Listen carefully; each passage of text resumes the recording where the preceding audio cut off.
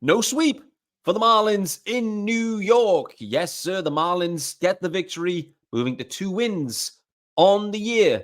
Jake Burger, is he going to be the Marlins All-Star in 2024?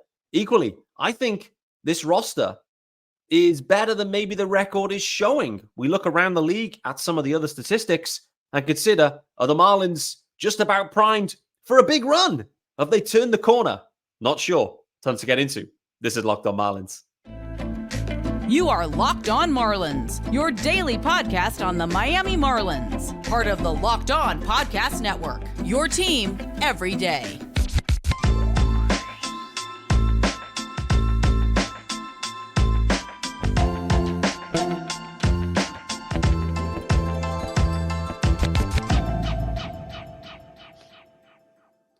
Greetings from England and welcome to Locked On Marlins, your daily Marlins podcast.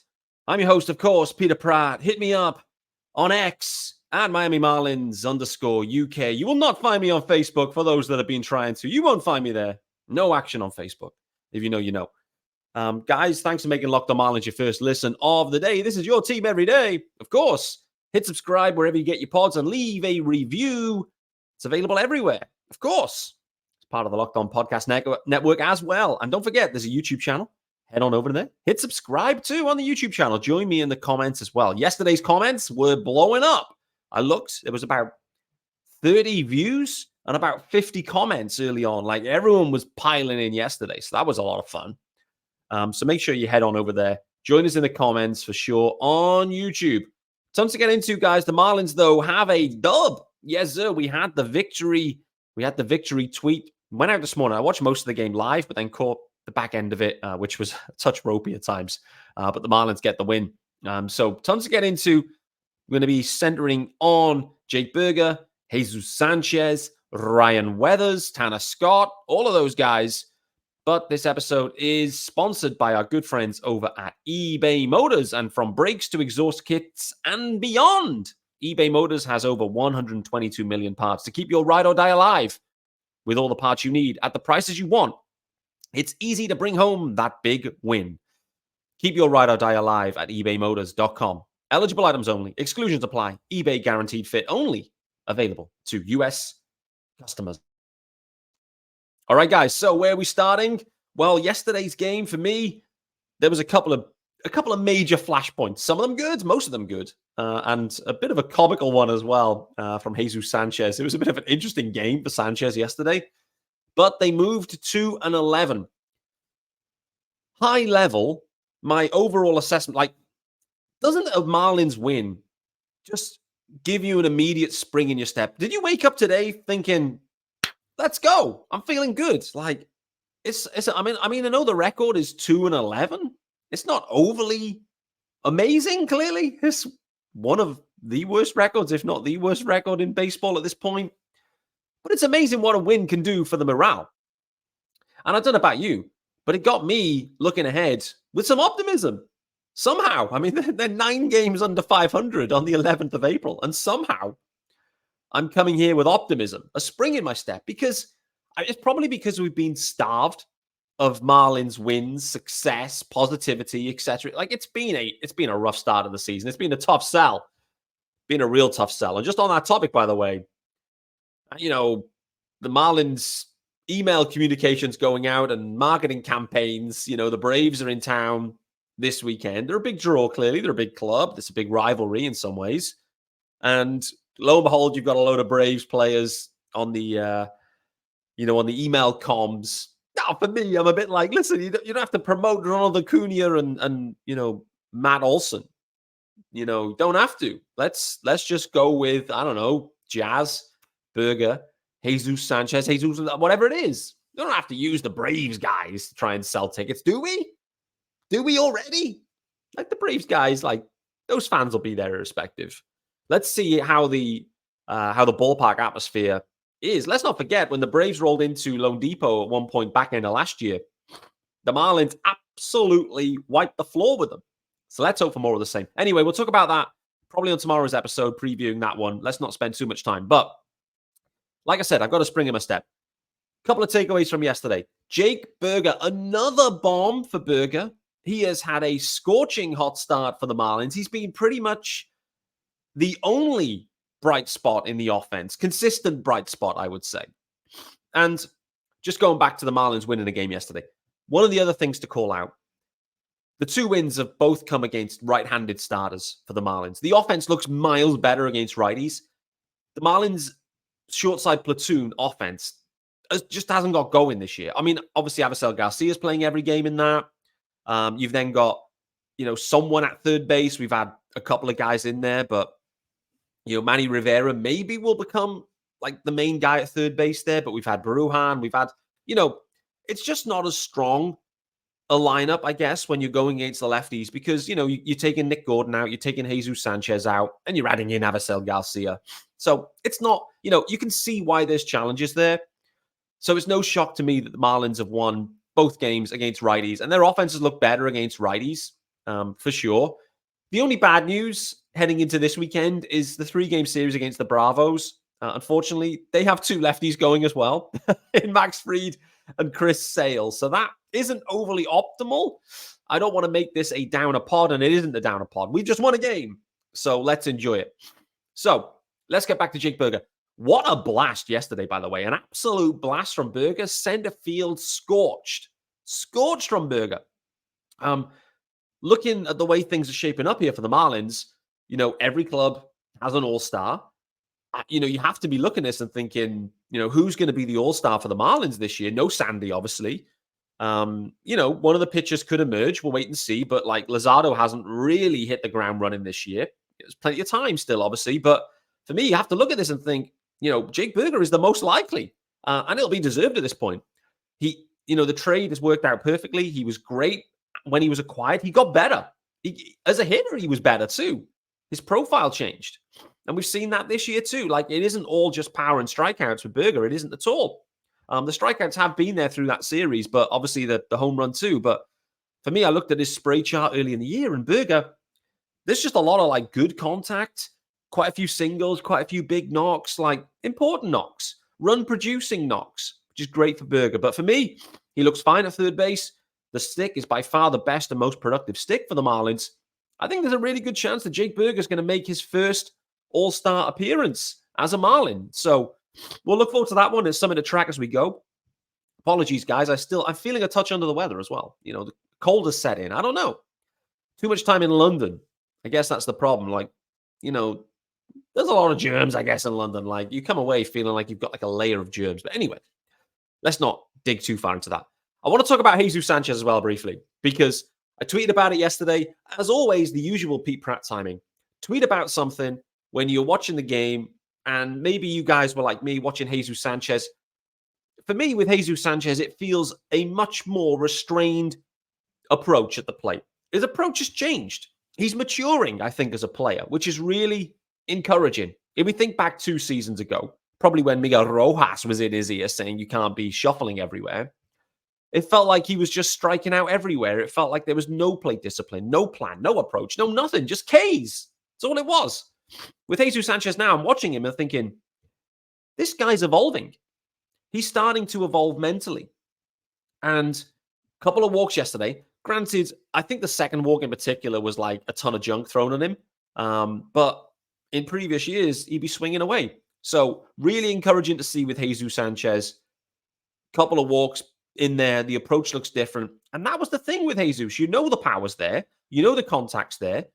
And I say the contact is. If he makes contact, the power is there. It's about making good quality contact and equally not shooting himself in the foot with shocking, loose swings where he's never making contact and being fooled and looking silly. There was too much of that before. 1 home run, 15 Ks, whatever it might be. It was just the ratios were all wrong. So I'm encouraged what I've seen with Jesus Sanchez. However, the funny part though yesterday, boy, oh boy, what a base running gaff from Jesus. That's the other part from him. Sometimes it feels like he mentally switches off.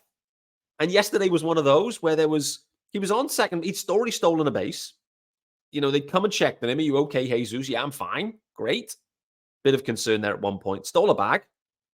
Good. He's in scoring position now. Next thing is, there's a fly ball to right field. I don't know what happens. I don't know if he thought it was the final out, and it wasn't. think it was only the second. I don't think there were any outs at that spot.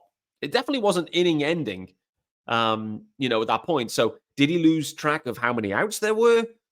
Did he bump his head while he was sliding and was just slightly concussed and just confused? I don't know. But the ball went up. He paused. He looked, had a look, thought, okay, good, I've got to go. And started going. And it was like an easy grab in right field. It went straight to him. Straight to him. And they relayed it in. Took forever. And Jesus Sanchez left there just looking silly. I mean, that just sums Jesus Sanchez up in many ways. Like, he's just a very outgoing, smiley, fun character, which is fine.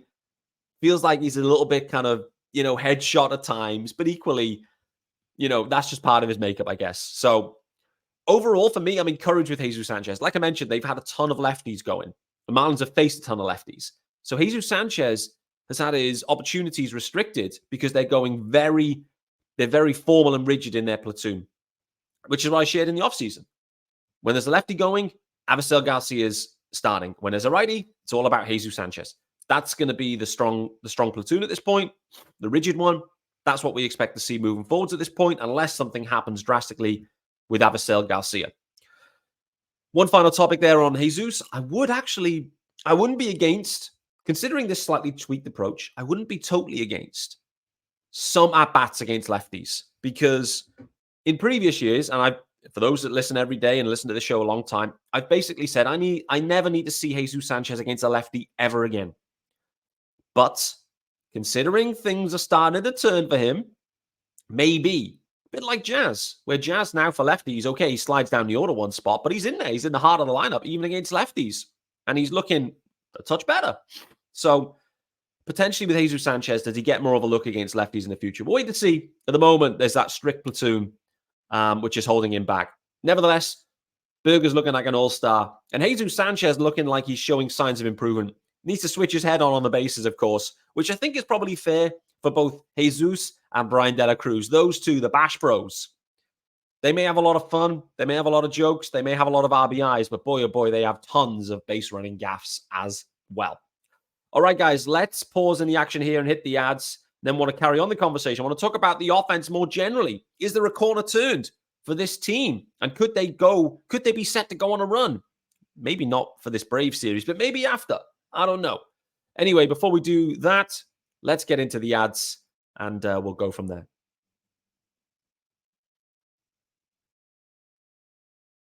All right, guys. So this episode is brought to you by a new sponsor, new graphics too, if you're watching. And it's our good friends over at Policygenius. Yes, sir. And Policygenius is the country's leading online insurance marketplace. It saves you time and money so you can provide your family with a financial safety net starting today. With Policygenius, you can find life insurance policies that start at just $292 per year for $1 million of coverage. Some options offer same-day approval and avoid unnecessary medical exams. Policygenius helps you compare your options from top companies, and their team of licensed experts is on hand to help talk you through it. And you can talk to a team of award-winning agents who will walk you through the process step by step, easily comparing quotes from America's top insurers in just a few clicks to find your lowest price. So you can check life insurance off your to-do list in no time with Policygenius. All you have to do is head to policygenius.com/lockedonmlb or click the link in the description to get your free life insurance quotes and see how much you could save. That's policygenius.com/lockedonmlb. All right, guys, this episode is also brought to you by our good friends over at eBay Motors. And passion, drive, and patience, the formula for winning championships, is also what keeps your ride or die alive. eBay Motors has everything you need to maintain your vehicle and level it up to peak performance. Superchargers, you know what's coming. Roof racks, exhaust kits, LED headlights, and more. Whether you're into speed, power, or style, eBay Motors has you covered. With over 122 million parts for your number one ride or die, you'll always find exactly what you're looking for. And with eBay Guaranteed Fit, your part is guaranteed to fit your ride every time or your money back. Because with eBay Motors, you're burning rubber, not cash. With all the parts you need, at prices you want, It's easy to make your car the MVP and bring home huge wins. Keep your ride or die alive at ebaymotors.com. Eligible items only. Exclusions apply. eBay guaranteed fit only. Available to U.S. customers. All right, guys, welcome back to Locked On Marlins with me, Peter Pratt. It's Thursday, the 11th of April. The Marlins have just won a game. Yes, sir, I've got a spring in my step. I'm feeling good. 2-11 record, but I'm feeling energized by a dub. The Yankees are a good club, by the way. They look dangerous. They look fun. They're going to be interesting to watch this year. Big Giancarlo Stanton getting his first ever home run against the Marlins. Great to see Big G swinging it in a spot that didn't really matter. Well, it did matter at the time. It was, that tightened the game up. But overall, Big G getting his first home run against the Marlins in a Yankees loss. It's perfection. Love to see it from G. When you look at the pitch location of that ball, by the way, middle, baby. Big G doesn't miss him, and he did not miss that one. Speaking of the offense, let's talk about it. So, I was just kind of checking out to see what's going on across the league at this point. I feel like I've had my blinkers severely onto the Marlins, which is probably not a good thing and not overly healthy, maybe. I don't know. But I've been really blinkered and focused on the Marlins. Haven't really taken note of what's been going on more generally.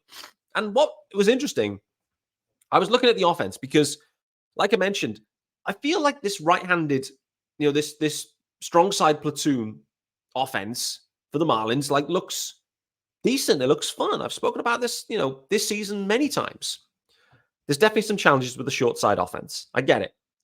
So I thought, how is the Marlins offense comparing to others? Reminder, in the NL last year, the Marlins, even though they made the postseason, was the lowest run scoring offense in the NL. And so we're expecting a similar thing, potentially, because they haven't added a ton and they've lost Hoy Soler. So with that being said, I went and had a look around. I appreciate we're only a few games in, so things are subject to change.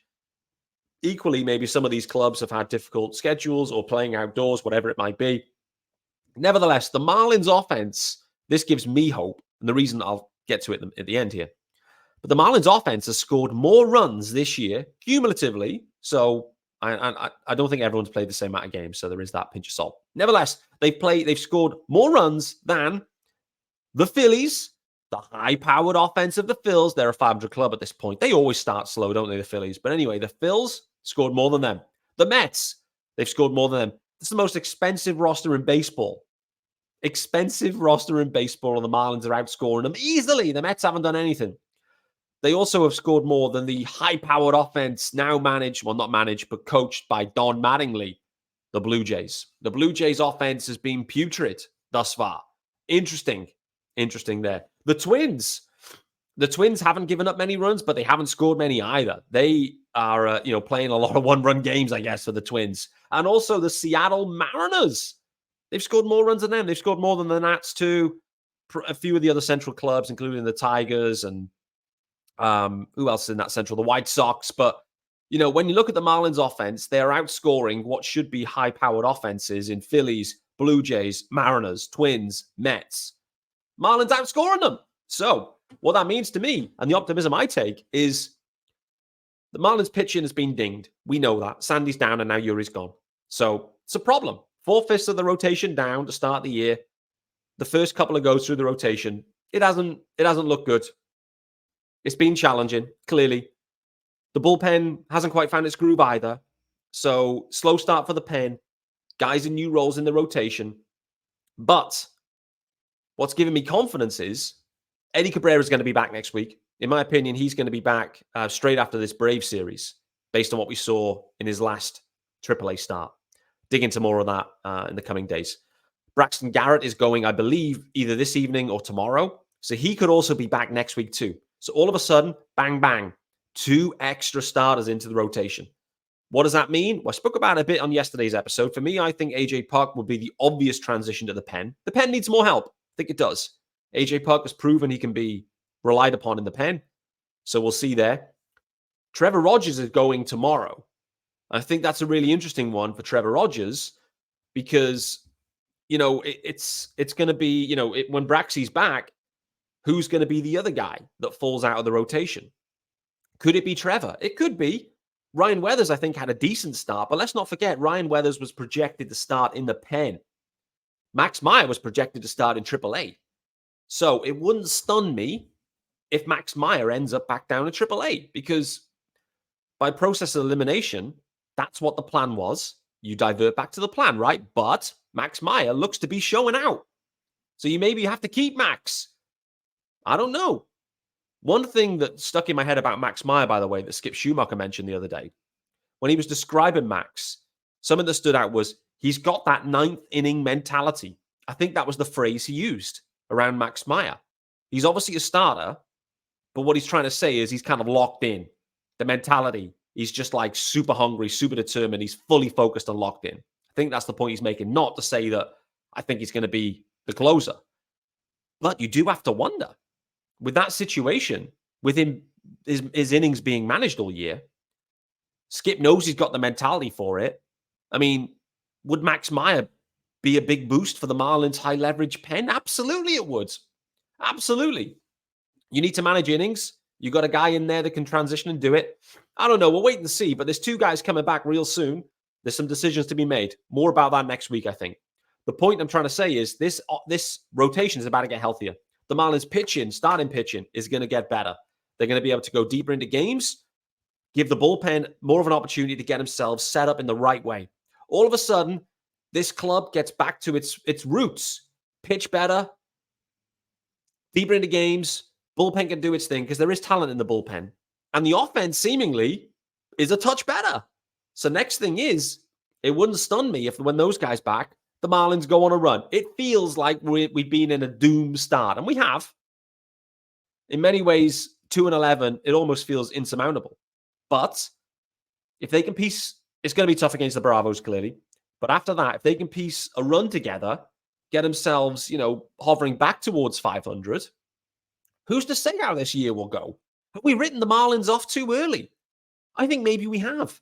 I think the offense is okay. It's not amazing, but it's okay. I think the rotation's about to get better. I think the bullpen will become, the bullpen's a work in progress. You got a lot of guys in there that either are working back, Bender and Sixto, obviously, swingmen, or guys that kind of have started the year a bit slow and getting into their groove. Andrew Nardi, I think, is a really good example. Tanner Scott, we'll talk about him shortly as well. So for me, I feel like this offense isn't as bad as we think. The pitching's getting better. I know the start was poor, but all of a sudden, if they can get these guys back, can the Marlins go on a run? Yes, they can. Yes, they can. And that would be a welcome boost for me and for everyone listening, I'm sure, and the Marlins players as well. And also the Marlins marketing team as well. They would love a surge, no doubt about it. Let's hit the final ad, and I want to talk about Tanner Scott, and then we will get out of here today. All right, so let's get our final ad, and it's our good friends over at FanDuel. Yes, sir. Producer, if you can put the graphics on, you can. It's playoff time in the NBA and NHL. Baseball's in full swing. FanDuel is your place to bet on every game. Right now, new customers get $150 in bonus bets, guaranteed. That's $150, win or lose. Bet on everything from slap shots to home runs to slam dunks. All on the app that is safe, secure, and easy to use. Did that rhyme? I think I could see what they did there. What are you waiting for? Visit FanDuel.com/lockedon and make your first bet an automatic win. FanDuel, America's #1 sportsbook.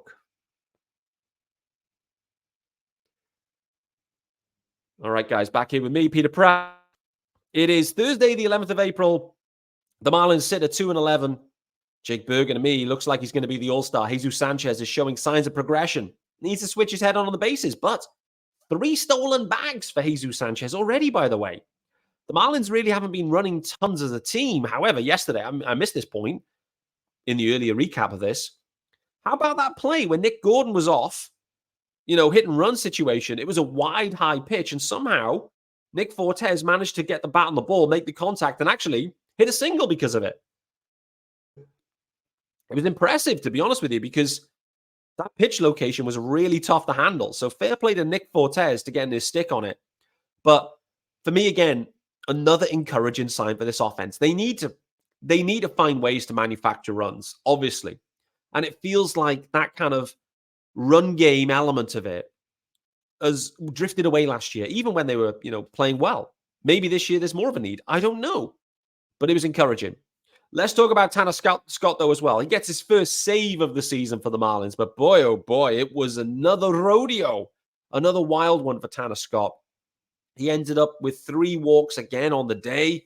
I mean, the walks have really returned badly for Tanner Scott. And you end up with the bases juiced Aaron Judge with the potential to walk it off for the Yankees. That would have been, I mean, I can't even imagine what this podcast would have been like today if that was the situation. But it wasn't. It wasn't. But Tanner Scott has to get 5 outs. Again, it just talks to, the Marlins have got certain guys I think they like. It's the usual guys. Bender, I think, is in the mix. Bender's been the pick, I think, of the pen arms. But Hoeing, Nardi, Bender, Scott. I think after that, they're kind of struggling for guys they trust, which is why I think, wouldn't it be interesting if Puck and Meyer added to the pen? We'll wait and see. But for Tanner Scott, he's been asked to do a lot there. But the walks are a big concern. Big concern. Because we saw what that looked like in 2022, and it wasn't sustainable. It really, really wasn't. So good to see the Marlins win. Good to see Tanner Scott getting the save. But it was unconventional. It needs to be tighter. Really, really needs to be tighter. How many more save opportunities will he get? Plenty, I think, as the year goes on. As we know, most likely Tanner Scott is going to be moved towards the deadline. So from a Marlins perspective, we still need Tanner Scott to be a stud. We still need him to be elite. Like I mentioned, Anthony Bender to me has been the standout in the pen thus far. There could be some reinforcements coming. Right, guys, going to wrap it up there. The Marlins have won. Let's savor it. They've got an off day today, so the Marlins won't lose today either. That's 2 days in a row without an L. Feels like a win in many ways. So the Marlins will not be losing. Off day today. We'll come back. A big series against the Bravos. It's always a big series. They're my favorite series against the Bravos. So I'm going to spend time tomorrow previewing that series, looking ahead to all the matchups and where the Braves are at as well. What I can say is Acuna, slow start. Could he be a sleeping giant for this series? I certainly hope not. But of course, it'll always be fun with Ronald Acuna and the Marlins. See you tomorrow, guys.